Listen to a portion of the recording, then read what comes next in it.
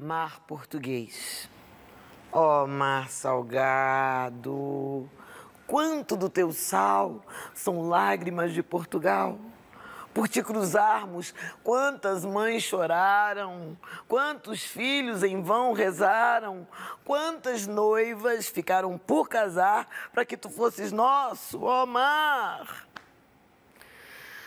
Valeu a pena?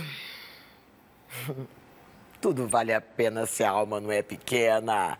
Quem quer passar além do bojador tem que passar além da dor. Deus, ao mar, o perigo e o abismo deu, mas nele é que espelhou o céu.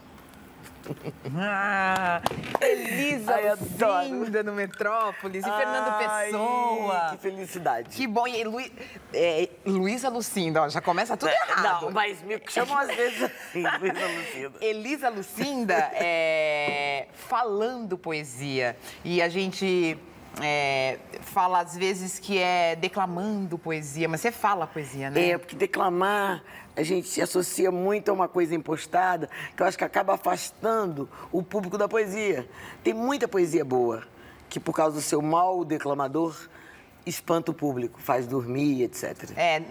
Não chama, Não chama. Esse poema, por exemplo, é um poema que é dono do verso mais famoso do Fernando Pessoa. Todo mundo sabe que é dele, que tudo vale a pena se a alma não é pequena, mas ninguém sabe que esse poema é filho, esse verso é filho desse poema, que é uma aula, né? A poesia interdisciplinar.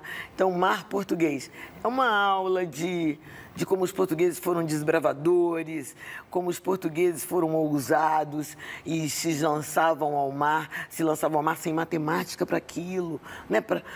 Foram muito incríveis eles, né? Descobrindo essas potências que eles descobriram. Tem 7 países falando português no mundo.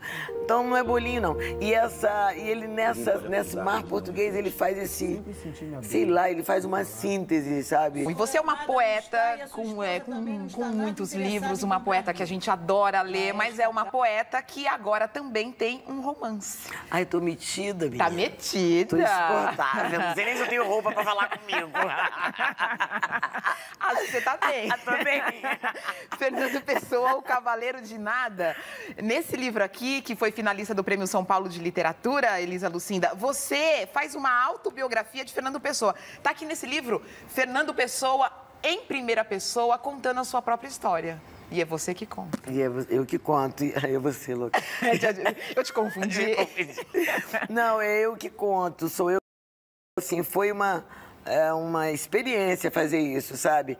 Uma experiência também de atriz, embora tenha... Não uma experiência de atriz, mas como processo, sabe? Porque o ator, quer dizer, o outro, ser o outro, sabe?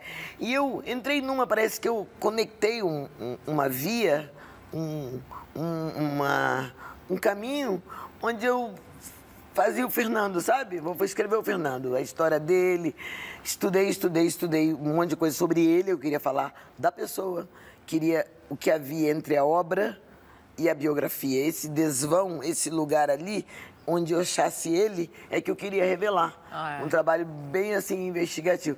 E eu queria também mostrar como ele mesmo, com sua obra poética e sua obra em prosa, se revelou pra gente, a gente que não viu direito.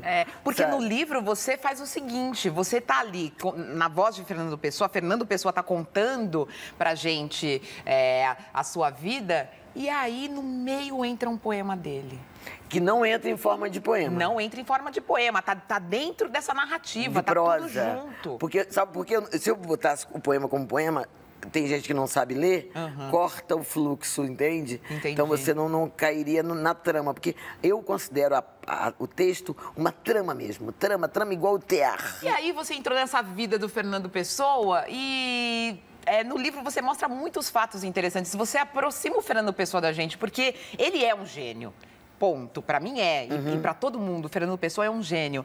Só que aí você tem esse cara, né? Enchendo a cara. Esse cara enchendo a cara, né? Brincando, ele chegava na casa de Almada Negreiros, que era um dos amigos dele, e se fazia de vendedor de livros para empregada, sabe? Fazia teatrinho com a vida, sabe? Intervenções tipo Augusto Boal, digamos assim. Muito moderno, muito contava fora piada. do seu tempo, contava piada. Esse cara a gente não conhecia, que brincava até com os próprios heterônimos, como, por exemplo, quando a Ofélia, a namorada dele, reclamava: ai, você me tratou mal ontem. Ah, não fui eu, foi o Álvaro de Campos, que é um dos heterônimos dele. O Álvaro não concorda com esse namoro. Eu já tentei. O Fernando dizia como se esse cara existisse. Devia ser fácil namorar esse jeito. Aliás, o Cavaleiro de Nada seria o primeiro... Heterônimo, né? Seria o primeiro heterônimo dele? Se fosse uma pessoa normal, seria um amiguinho invisível que toda criança tem. Mas como é o caso dele, ele não parou de ter amiguinho invisível. Ele diz que Deus é o amigo invisível dos adultos. Eu acho incrível. Sabe uma coisa que eu vi aqui, eu já vi você falando sobre isso e vi no livro? Ele trabalhou no escritório, ele trabalhou como... Publicitário. Como publicitário. Numa empresa chamada Moutinho, que era o dono do Moutinho. Esse cara, inclusive, pagou depois do enterro dele. Esse Moutinho convidou ele para fazer... Que ele não trabalhava em lugar fixo, assim, que ele tivesse horário. Ele tinha que ter a chave, por causa da obra dele. Ele tinha que preparar a obra dele, uma piração. E aí, ele colaborava nesse lugar e deram a ele a tarefa de pensar um slogan para a campanha de um refrigerante que estava surgindo para ser representado em Portugal. Um refrigerante escuro e tal, e ele provou uma garrafinha, provou outra garrafinha. A primeira vez ele não gostou, a segunda ele já bebeu toda. Aí ele escreveu: primeiro estranha-se, depois... Não, primeiro estranha-se, depois entranha-se. Nossa, gente! Coca-Cola. E aí ele convenceu ao Moutinho. Ai, que maravilha, Moutinho. Mas será que não vão associar com droga, adicção imediata? Não, vai na minha, é uma coisa diferente. Chegou lá, perderam, porque a Coca-Cola não aceitou, achou muito forte. Mas esse slogan é verdadeiro.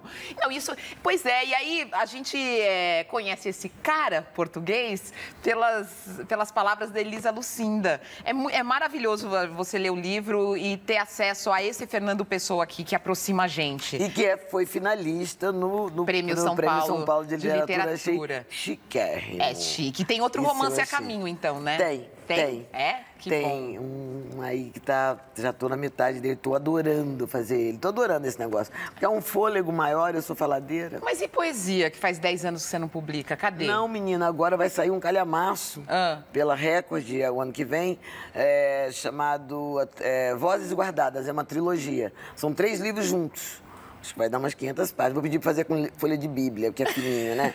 É uma trilogia, o Jardim das Cartas, que é o primeiro, o Livro do Desejo e o Milionário do Sonho, que é o poema que eu fiz pro meu querido Emicida, e ele abre o capítulo, que é um capítulo híbrido, assim. Tem até um poeminha chamado Lobo, do Jardim das Cartas. Fala.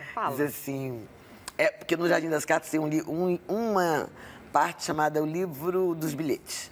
O Lobo, com palavras, me indicou com o verbo do olhar o caminho da floresta e nela nos perdeu. Encheu de versos meu pobre coração de poeta, com palavras me comeu. Ai, que delícia. Essa foi a Elisa Lucinda no Metrópolis. Foi um prazer conversar com você. Já acabou? Eu vi que você fez uma cara de decepcionada. Ai, meu Deus, e o verso de liberdade que a gente ia falar? Fala. O Verso de Liberdade é um projeto que eu tenho, né, que ensina poesia os meninos que estão cumprindo, aos meninos que estão cumprindo medidas. E é incrível, porque dá empoderamento. A palavra inclui.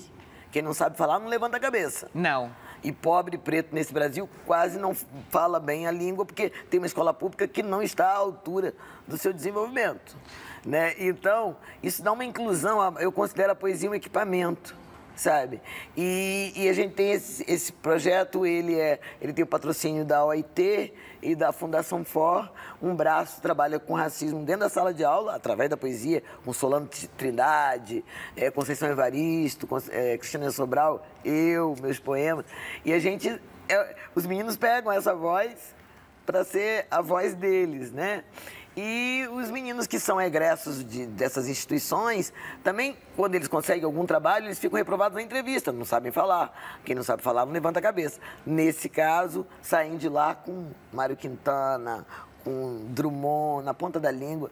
É outra vida. E a cabeça erguida. E a cabeça erguida. Palavra é poder. Palavra é poder. Bora, minha gente. Elisa Lucinda, no Metrópolis, foi um prazer. Que delícia.